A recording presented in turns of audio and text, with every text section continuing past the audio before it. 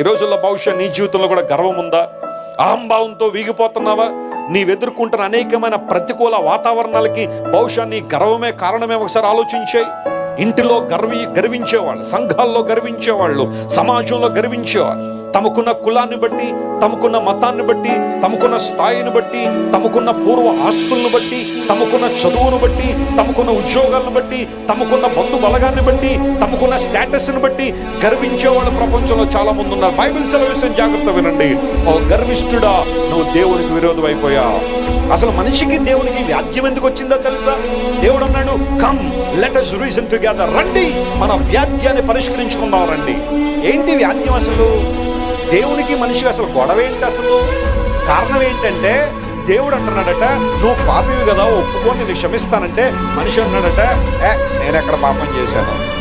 నాలో ఏ పాపం ఉంది? నాలో ఏ పాపం లేదు, నాలో ఏ దోషం లేదు. అక్కడే గొడవ వస్తాం దేవునికి మనిషికి.